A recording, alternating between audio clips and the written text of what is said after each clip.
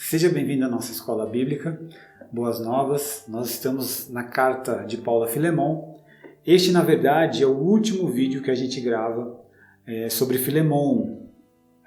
Mas nós faremos um especial que entrará aí no meio da semana, tá bom? Então, mas esse é o último da nossa série aqui, eu falando para vocês. Nós teremos um convidado ou uma convidada, será surpresa, para falarmos um pouco sobre Filemon de uma outra perspectiva.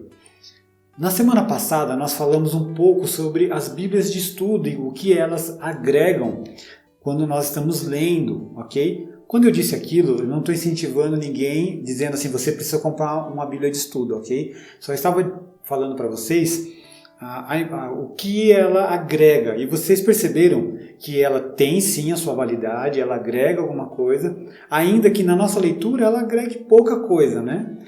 Basicamente ali é data, uma outra informação. Mas é legal, tem algumas bíblias que tem o texto um pouco em grego, então são bem legais. Quem quiser comprar, super recomendo alguma bíblia de estudo, não precisa ter, como eu tenho, né, várias bíblias. É legal, se você gosta, se você não tem condições financeiras, tem aquele livro que eu mostrei para vocês na semana passada. Antes de iniciarmos o vídeo de hoje sobre os comentários bíblicos, quero fazer só uma ressalva que eu percebi quando eu terminei o vídeo, que pode ter parecido para alguém que quando eu disse sobre escravidão, parece que escravidão era legal antes. Não é, irmãos.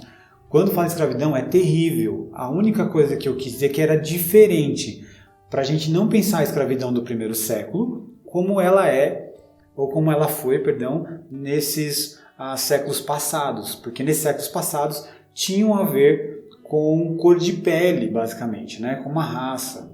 Agora, no primeiro século tinha mais a ver com uma situação econômica. Se você fez a pesquisa, você sabe disso agora, ok? Mas em nenhuma hipótese ser escravo era algo bom, né? Tinha, assim como teve nos séculos passados, tinha alguns senhores que eram menos abusadores, se podemos usar essa palavra, né? Mas não todo ser escravo era uma privação da sua liberdade, então isso nunca é bom, ok? Então só fazendo essa ressalva, ainda que ninguém me procurou especificamente para dizer, pastor, então ser escravo era bom, né? Se você fez a pesquisa, você entendeu aí que não é bom. Vamos falar hoje sobre comentário bíblico, ok? E aplicar-lhe um pouco no texto, que talvez você vai entender um pouco mais a profundidade. Qual é um pouco do meu problema aqui? Porque eu tenho dois comentários bíblicos e os dois são bem técnicos. Um é esse aqui do Douglas Moo, ok? Douglas Moo é um teólogo fantástico do Novo Testamento, então ele é um comentário um pouco mais técnico do que você pegasse um outro comentário. Por exemplo, né, eu vou pegar um outro aqui que não é de Colossenses, é de Atos, do Hernandes Dias Lopes. Esse aqui é muito tranquilo, que ele é um dispositivo. Tem outros aqui que eles são mais tranquilos. Mas, como estamos estudando Filemon, o que eu tenho de Filemon, tenho também o box Paulo para Todos, e aí tem também, né, a carta de Filemon, que ele é bem legal, ele conta uma história e nessa história ele ilustra o que acontecia lá, é bem interessante. E eu tenho esse aqui, que ele é ainda mais técnico, que ele é um comentário exegético, né, do GK. Aí tem alguns vão chamar de Beal, outros Bill, como eu não sei inglês, não sei como pronuncia, mas é esse comentarista aqui. Ele é mais técnico, por quê? Porque ele vai usar muitas palavras no grego, trazendo algumas discussões. Se você não tem uma boa bagagem, você vai se perder um pouco mais nesse comentário exegético. No comentário do Douglas Moo, você vai se perder um pouquinho, se você não está acostumado, mas é mais acessível do que o comentário exegético, ok? Se você está estudando mesmo a palavra do Senhor, qualquer um dos dois vai te servir muito bem. Obviamente, se você tiver os dois, será mais interessante.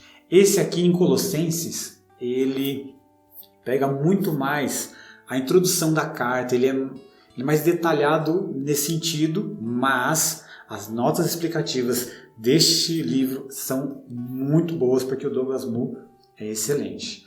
Aqui você terá menos introdução, menos discussão sobre as possibilidades que tem uma introdução, porém ele é muito rico nos comentários, ok?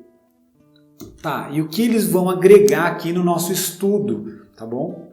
Lembrando novamente, eu não estou dizendo aqui que você precisa ter um comentário bíblico, assim como estou dizendo para você que você não precisa ter uma Bíblia de estudo. Se você for fazer um caminho de estudo e quiser se aprofundar, então vai depender muito das suas condições, porque um comentário desse não é barato, ele vai sempre girar em torno aí de R$100, ok? O que acontece? Com a Bíblia de estudo gira em torno de quase 200, mas ela é a Bíblia toda. Então aqui tem 2 livros e é quase R$100. Então você já faz o cálculo aí e vê que não é barato comprar um comentário para para a Bíblia toda. Então fica muito mais caro. Porém, se você vai se aprofundar, você vai escolhendo alguns livros. Você não precisa ter 2 do mesmo livro. Você pode pegar um que vai te fazer bem. Qual que é o problema de você ter um? Você vai ter uma visão só. Então, quando você tem 2, você pode comparar também, tá bom? Enfim, aí vai depender muito de você e dos seus estudos. Vamos para a carta de Paulo a Filemão, que é o que nos interessa, saber o que os comentários agregam aqui. E aí eu imprimi uma nova folha. Percebam que essa folha eu espacei mais, então, diferente da outra, aqui eu imprimi em 2 folhas para que eu conseguisse anotar bastante coisa para conversarmos aqui. Então, quando fala Paulo prisioneiro, nós, pela leitura, a gente sabe que está na prisão. O que os estudiosos vão dizer que esse é um lembrete sutil dos sacrifícios que Paulo tem feito pelo Senhor para lembrar Filemão que ele também, assim como todo cristão, precisa, às vezes, na verdade, precisa fazer alguns sacrifícios.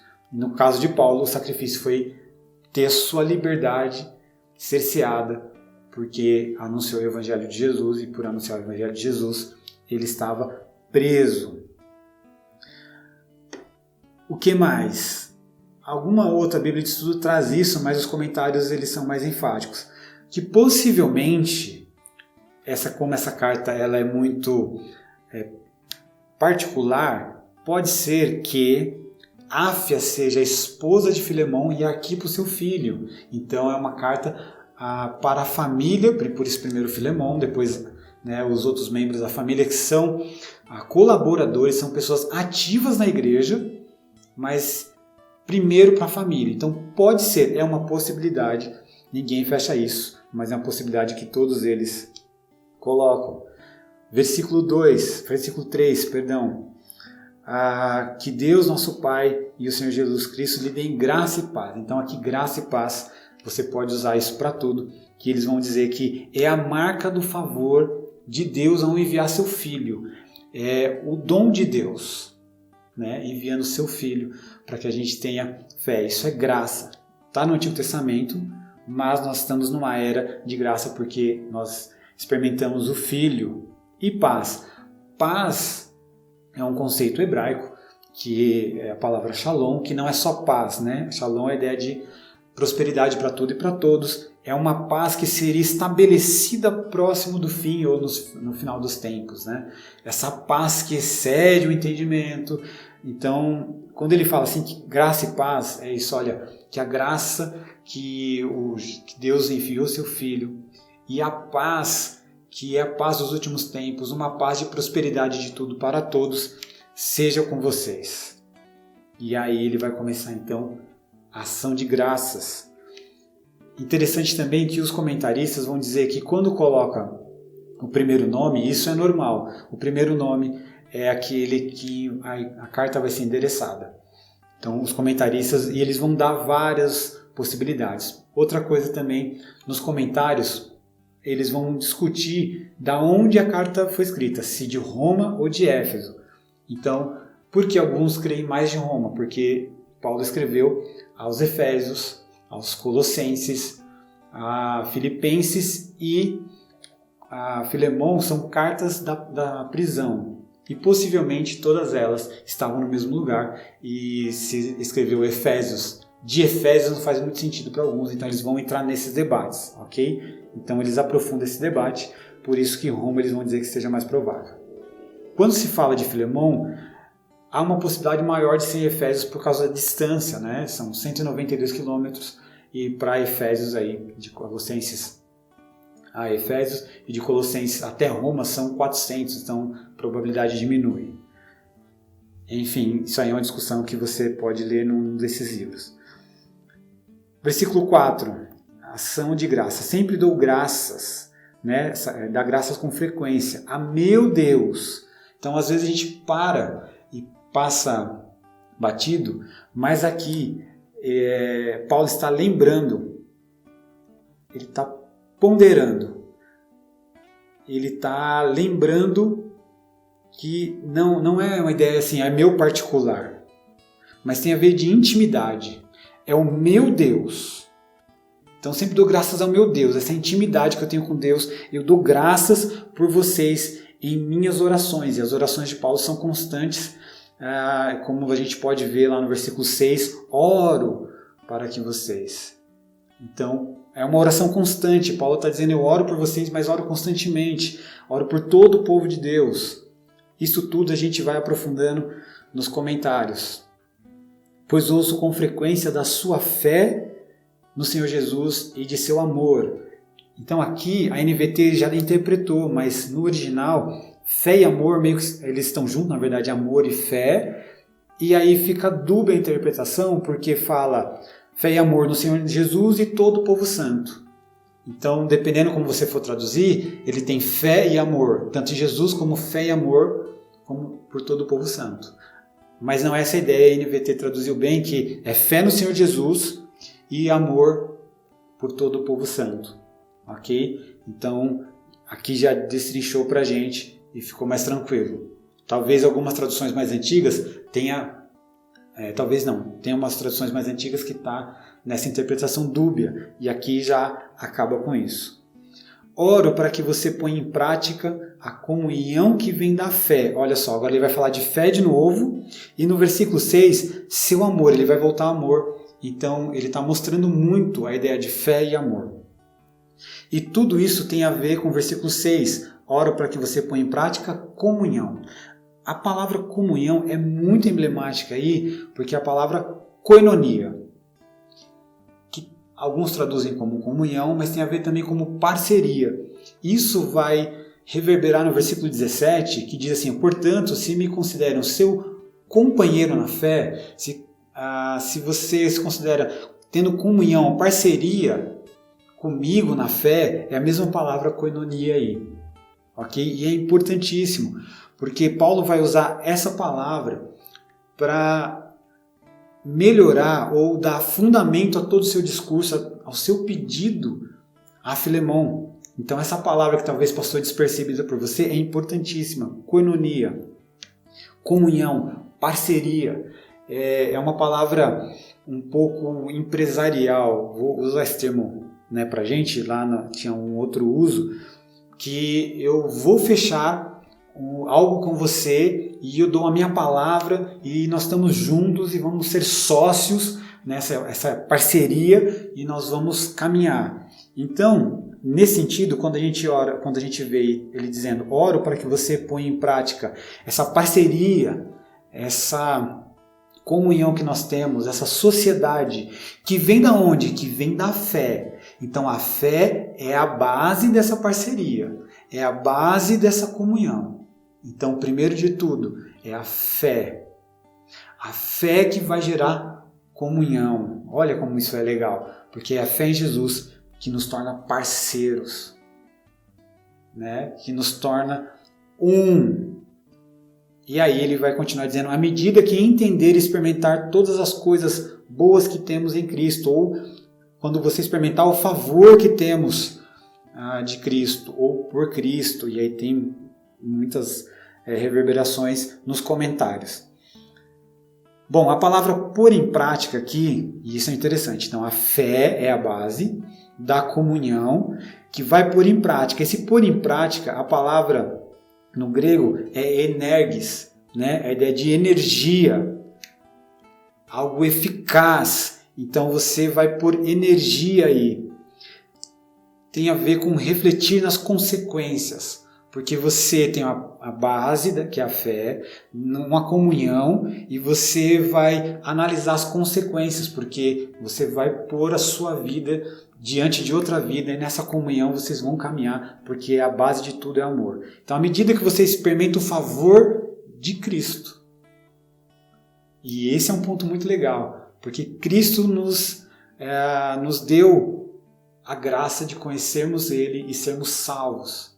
Então, esse favor que temos em Cristo, esse favor, nós alcançamos esse favor pela fé, e essa fé dá base para a comunhão de sermos um no Senhor. Seu amor, meu irmão, tem me dado muita alegria e conforto, pois sua bondade tem revigorado o coração do povo santo. Eu vou terminar no versículo 7, é só para vocês terem uma ideia de aprofundamento que nós temos quando a gente vai para os comentários. Que aí o comentário esses aqui são bem técnicos. Tem outros que também não vai ficar tão longe do que nós já tiramos, ok? Seu amor, meu irmão, tem me dado muita alegria e conforto. Essa palavra conforto é parecida com a palavra paracletos, é paracletei, se eu não me engano, e paracletos é consolo. O Espírito Santo é paracletos, é o Espírito de consolação. Mas essa palavra também é mais do que consolo, porque consolo tem a ver, quando você traduz paracletos em consolo, tem a ver com alguém que está enfermo, ou alguém que perdeu alguém que precisa de um consolo, certo? Então seria isso. Mas aqui tem a ver com encorajamento. Então seu amor, meu irmão, tem me dado muita alegria e encorajamento, pois sua bondade tem revigorado o meu coração do povo santo. Tem revigorado o coração do povo santo. Aqui o revigorado também tem a ver com o verso 20. Sim, meu irmão, faça-me gentileza no Senhor. Reanime. Então esse reanime revigora meu coração. E o coração também está no verso 7, como nós lemos aqui. E no verso 12. Eu envio de volta a você e com ele vai meu coração. E aqui coração tem a ver com entranhas, o centro das emoções. Eu envio você, o meu coração, o centro das minhas emoções. É como se você estivesse enviando um filho. Assim como você tem revigorado o meu coração, aquilo que é mais precioso dentro de mim, está revigorando do povo santo, não só de mim, mas de todo um povo. Esse é só um pouco do aprofundamento. Onde nós aprofundaremos mais? Sábado, no dia 11.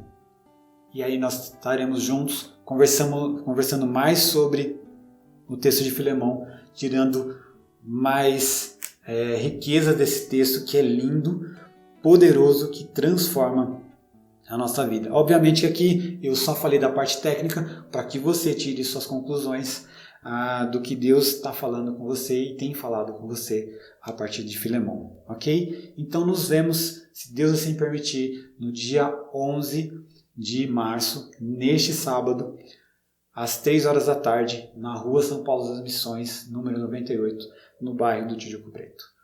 Que Deus abençoe e boas reflexões.